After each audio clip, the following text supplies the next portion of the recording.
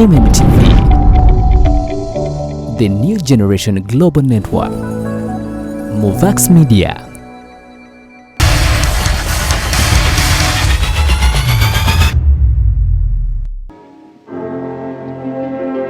The Statue of Liberty in New York Harbor is seen from the air.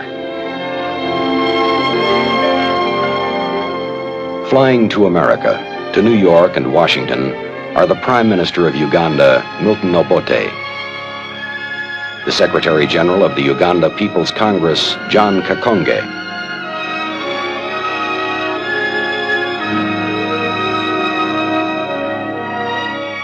James Simpson, the Minister of Finance. On October 9th, 1962, Uganda became independent. Now, 2 weeks later, Prime Minister Obote travels to Washington at the invitation of the President of the United States.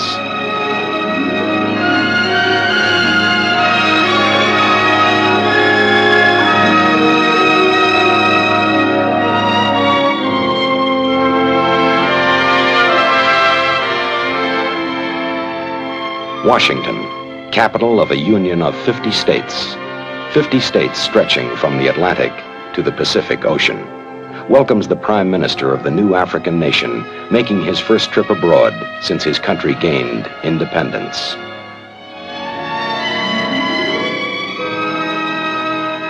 Prime Minister Obote is welcomed in the name of the President of the United States by Assistant Secretary of State for African Affairs, G. Menon Williams.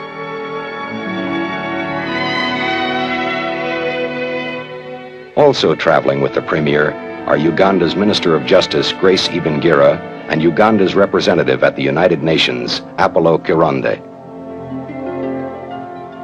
We are indeed very proud and happy to have you with us, and we want to congratulate you, first of all, on your accession to independence on October 9th, and wish you and your country a very happy experience, which I am sure that you will have.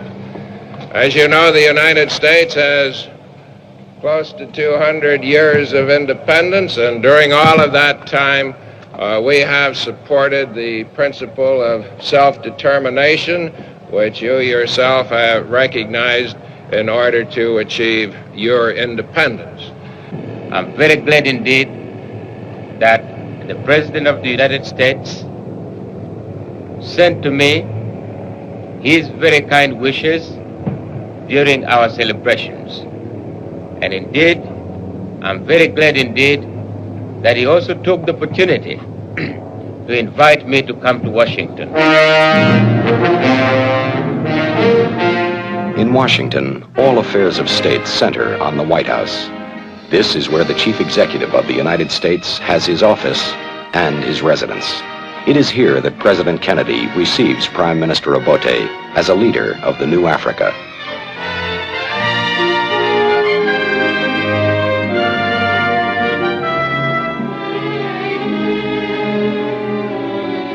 The President of the United States has said on many occasions that the tide of freedom now sweeping through Africa is a victory for free peoples everywhere, part of the great forward movement of the democratic world. Prime Minister Obote and President Kennedy meet privately for more than an hour.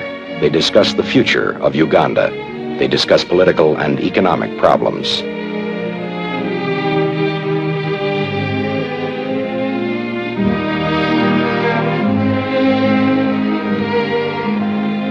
Mr. Kennedy has a keen interest in Uganda's welfare. He assures Prime Minister Obote of America's continuing interest in the newly independent nations of Africa.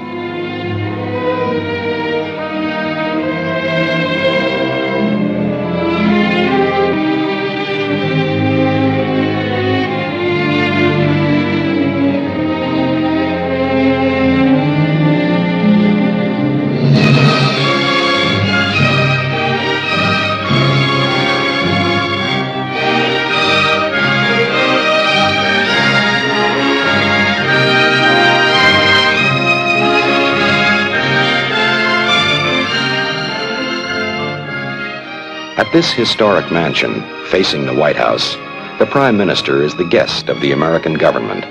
Here, a luncheon is given in his honor by the president's brother, Attorney General Robert Kennedy, leader in the enforcement of laws, securing equal rights for all Americans.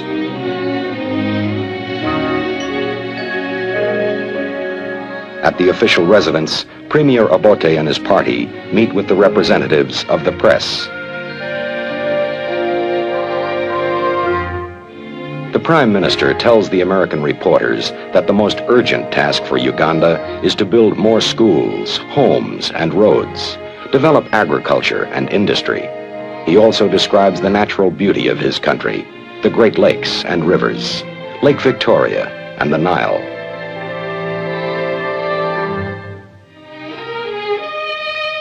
This monument in the heart of Washington is dedicated to Abraham Lincoln, President of the United States 1 century ago, when secession and civil war over the issue of slavery threatened to dissolve the Union of American states.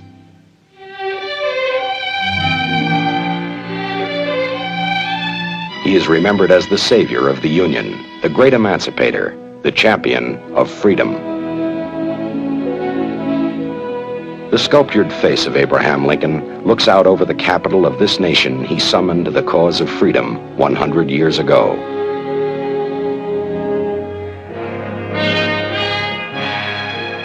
In New York City, there is a monument of our own century and generation, the United Nations, where the peoples of the world affirm the need for a common effort to achieve peace and progress.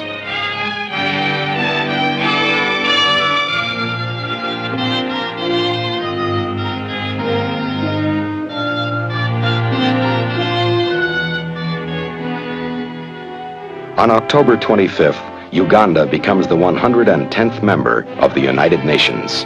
Acting Secretary General U Thant congratulates Prime Minister Miltone Obote as the flag of Uganda is about to be raised in front of the United Nations headquarters. The crested crane is Uganda's national symbol. The colors are red for brotherhood, black for Africa, yellow for the sun.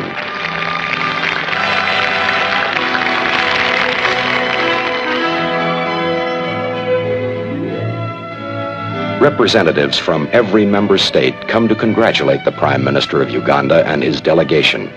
With the admission of each new member, the United Nations grows not only in numbers, but in experience and effectiveness.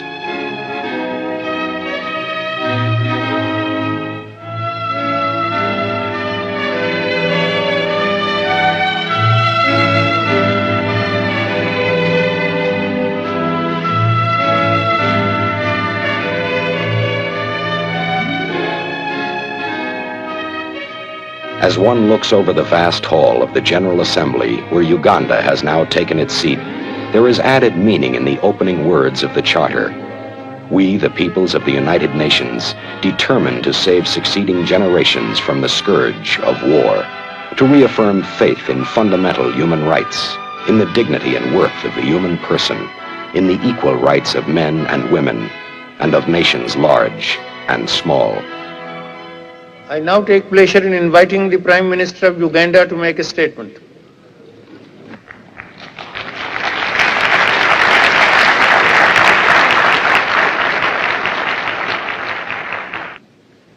Mr. President, Uganda got its independence without recrimination or hatred. We have tried to impart good sense, respect for law and order, to the newly independent people of Uganda. We have also tried to establish a condition where tolerance, discussion, and compromise were the characteristics of our struggle for independence.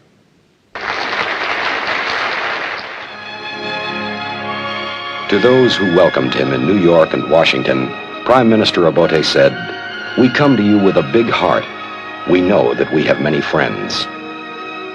As Premier Obote flies home, his many friends in the United States and at the United Nations send with him their best wishes for Uganda.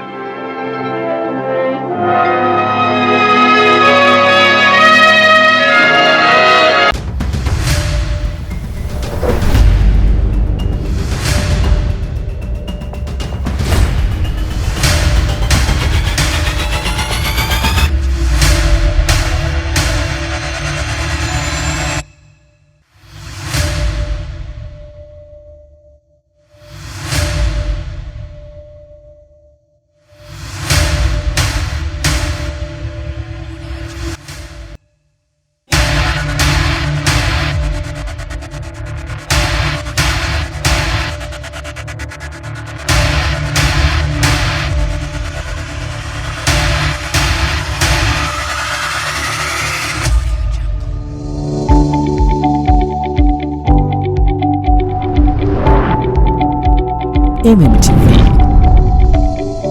the new generation global network. Movax Media.